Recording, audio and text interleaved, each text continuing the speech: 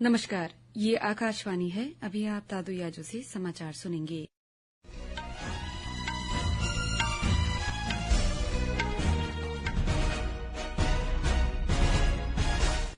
मुख्य समाचार।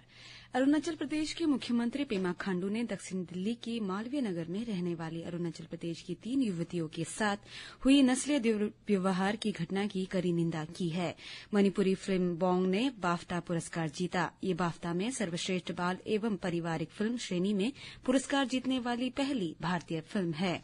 प्रधानमंत्री नरेंद्र मोदी कल से 2 दिवसीय इजरायल दौरे पर रवाना होंगे।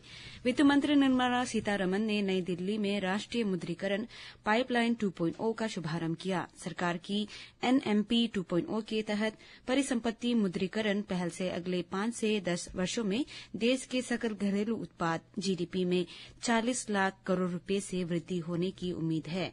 प्रधानमंत्री नरेंद्र मोदी और गृह मंत्री अमित शाह ने तमिलनाडु की पूर्व मुख्यमंत्री जयललिता को जयंती पर श्रद्धांजलि अर्पित की। झारखंड के चतरा जिले के सिमरिया के पास कल शाम रांची से दिल्ली जा रही एक एयर एम्बुलेंस दुर्घटनाग्रस्त हो गई, जिसमें सवार सभी 7 लोगों की मौत हो गई। ताइवान को लेकर दोनों देशों के बीच बढ़ते तनाव के बीच चीन ने 20 जापानी कंपनियों को निर्यात नियंत्रण सूची में और 20 अन्य को निगरानी सूची में डाल दिया है।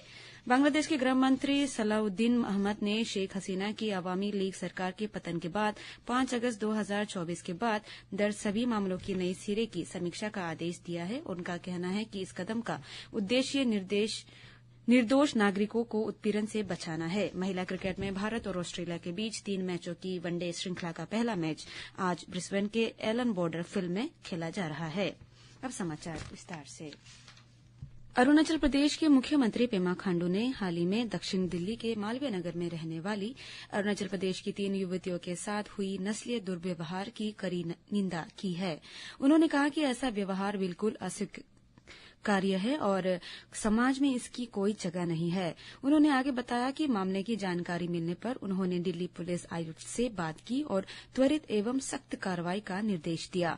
मुख्यमंत्री ने बताया कि आरोपी फिलहाल फरार है और उन्हें आश्वासन दिया गया है कि उन्हें जल्द से जल्द गिरफ्तार कर कानून के अनुसार सजा दी जाएगी। मुख्यमंत्री खांडू ने कहा, हम पीड़ित युवतियों के साथ मजबूती से खड़े हैं और उनकी सुरक्षा, गरिमा और न्याय हमारी सर्वोच्च प्राथमिकता है। इस बीच अरुणाचल प्रदेश राज्य महिला आयोग ने भी तीनों युवतियों के साथ कथित नस्लीय उत्पीड़न और मौखिक दुर्व्यवहार की कड़ी निंदा की। एपीएससीडब्ल्यू ने इस बात की सराहना की कि भारत न्याय संहिता की संबंधित धाराओं के तहत एफआईआर दर्ज की गई है। हालांकि आयोग ने संबंधित अधिकारियों से निष्पक्ष, तथ्य और समयबद्ध जांच सुनिश्चित करने का आग्रह किया ताकि न्याय में कोई देरी न हो। सिक्किम के मुख्यमंत्री प्रेम सिंह तमांग गोले ने भी इस घटना की निंदा की। मणिपुरी फिल्म बोंग ने बाफ्टा 2026 में सर्वश्रेष्ठ बाल एवं पारिवारिक फिल्म श्रेणी में पुरस्कार जीतकर इतिहास रच दिया है। ये फिल्म इस वर्ष बाफ्टा में नामांकित होने वाली एकमात्र भारतीय फिल्म थी। इसकी घोषणा बाफ्टा के आधिकारिक पेज पर की गई। बोंग का मुकाबला आर्को, लीलो एंड स्टिच और जूटोपिया 2 से था। इसे लक्ष्मी प्रिया देवी ने लिखा और निर्देशित किया है और फरहान अख्तर और रितेश सिद्धवानी की एक्सल एंटरटेनमेंट ने निर्मित किया है। फिल्म में गुगुन किपगेन और बाला हिजाम ने अभिनय किया है। बोंग एक छोटे लड़की की कहानी है जो अपने लापता पिता की तलाश में निकलता है और उन्हें अपनी मां को सरप्राइज देने के लिए वापस लाना चाहता है। सर्वोच्च न्यायालय ने कलकत्ता उच्च न्यायालय के मुख्य न्यायाधीश को पश्चिम बंगाल में मतदाता सूचियों के विशेष गहन पुनरीक्षण एसआईआर के तहत 80 लाख दावों और आपत्तियों से निपटने के लिए पड़ोसी राज्यों झारखंड और ओडिशा से सिविल न्यायाधीशों को तैनात करने और न्यायिक अधिकारियों को बुलाने की अनुमति दे दी है। मुख्य न्यायाधीश सूर्यकांत की अध्यक्षता वाली एक पीठ ने कलकत्ता उच्च न्यायालय के मुख्य न्यायाधीश के एक पत्र पर ध्यान दिया, जिसमें कहा गया था कि इस कार्य में लगे 250 जिला न्यायाधीशों को सत्यापन प्रक्रिया पूरी करने में लगभग 80 दिन लगेंगे। राष्ट्रपति द्रौपदी मुर्मू आज से महाराष्ट्र, झारखंड और राजस्थान के 4 दिन के दौरे पर रहेंगी।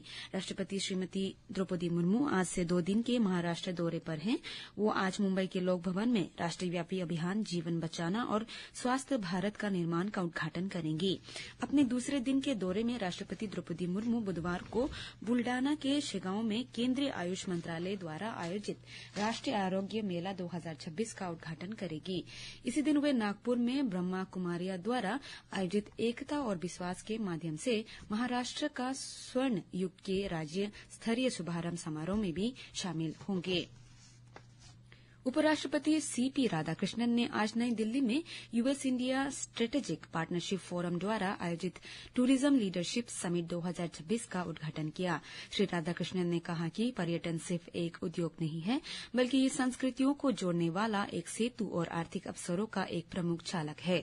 उन्होंने कहा कि पर्यटन सौम्य कूटनीति का एक शक्तिशाली साधन है और भारत अमेरिका आर्थिक गलियारे का एक महत्वपूर्ण स्तंभ है।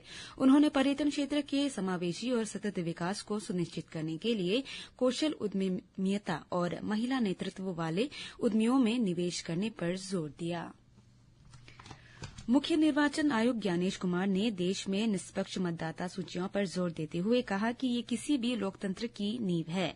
श्री कुमार ने ये बात आज नई दिल्ली के भारत मंडपम में आयोजित भारतीय निर्वाचन आयोग और राज्य निर्वाचन आयुक्तों के राष्ट्रीय गोल मेज सम्मेलन को संबोधित करते हुए कही। सम्मेलन का प्राथमिक उद्देश्य अपने कानूनी ढांचे के भीतर चुनावी प्रक्रिया और व्यवस्थाओं के संबंध में निर्वाचन आयोग और राज्य निर्वाचन आयुक्तों के कामकाज में तालमेल को बढ़ावा देना है। ये गोल मेज सम्मेलन 27 वर्षों के अंतराल के बाद आयोजित किया जा रहा है। पिछला ऐसा सम्मेलन वर्ष 1999 में हुआ था। प्रधानमंत्री नरेंद्र मोदी कल से 2 दिवसीय इजरायल यात्रा पर रवाना होंगे। प्रधानमंत्री तेल अवीव में अपने इजरायली समकक्ष बेंजामिन नेतन्याहू के साथ व्यापक वार्ता करेंगे। इसके बाद यरूशलेम में कई कार्यक्रम आयोजित किए जाएंगे। भारतीय स्टेट बैंक द्वारा आज जारी एक शोध रिपोर्ट के अनुसार चालू वित्त वर्ष की तीसरी तिमाही में देश की अर्थव्यवस्था में 1.1% की वृद्धि दर्ज की गई है। सरकार के राष्ट्रीय मुद्रीकरण पाइपलाइन 2.0 के तहत परिसंपत्ति मुद्रीकरण पहल से अगले 5 से 10 वर्षों में देश के सकल घरेलू उत्पाद जीडीपी में 40 लाख करोड़ रुपए की वृद्धि होने की उम्मीद है।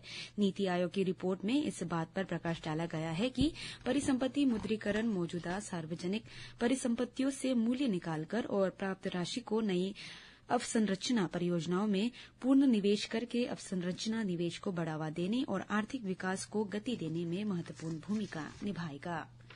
झारखंड के छात्रा जिले में सिमरिया में कल रात एक चार्टर एयर एम्बुलेंस के दुर्घटनाग्रस्त होने से सभी 7 लोगों की मौत हो गई।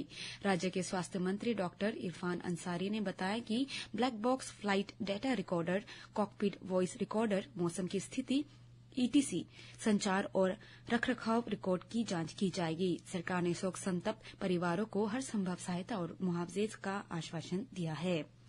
दिल्ली की एक अदालत ने भारत मंडपम में इंडिया एआई इम्पैक्ट समिट के दौरान हुई विरोध प्रदर्शन के सिलसिले में भारतीय युवा कांग्रेस के अध्यक्ष उदय भानु चीफ को 4 दिन की पुलिस हिरासत में भेज दिया है।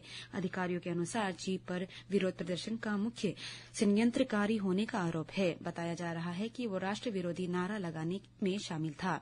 चीफ के साथ श्री कृष्णा हरि, कुंदन यादव, नरसिम्हा यादव और अजय कुमार यादव भी आरोपी है। चीफ को भारतीय न्याय संहिता के विभिन्न धाराओं के तहत हिरासत में ले लिया गया है। भाजपा प्रवक्ता गौरव भाटिया ने कहा कि कांग्रेस के सहयोगी दल भी इस कृत्य का समर्थन नहीं कर रहे। भाजपा प्रवक्ता ने कहा कि ये दुर्भाग्यपूर्ण है कि विपक्ष के नेता जैसे पद पर आसीन व्यक्ति को अभिव्यक्ति की स्वतंत्रता का सही अर्थ समझ में नहीं आता।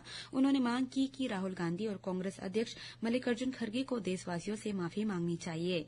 इस बीच कांग्रेस ने अपने युवा विंग के प्रमुख और कार्यकर्ताओं की गिरफ्तारी की निंदा की है। सोशल मीडिया पोस्ट में पार्टी महासचिव जयराम रमेश ने कहा कि विरोध प्रदर्शन शांतिपूर्ण और वैध था। उन्होंने कहा कि दिल्ली पुलिस द्वारा की गई गिरफ्तारी पूरी तरह से अवैध है।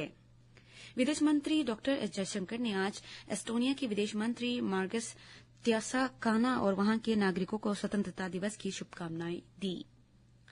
भारतीय महिला क्रिकेट टीम ने आज ब्रिस्बेन के एलन बॉर्डर फील्ड में ऑस्ट्रेलिया के खिलाफ वनडे श्रृंखला की शुरुआत 6 विकेट से हार के साथ की। पहले बल्लेबाजी करते हुए भारत ने 48.3 ओवरों में 214 रन बनाकर ऑल आउट हो गया।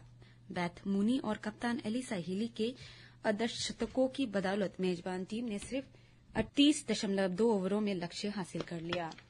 इसी के साथ ये समाचार बुलेटिन समाप्त हुआ। नमस्कार।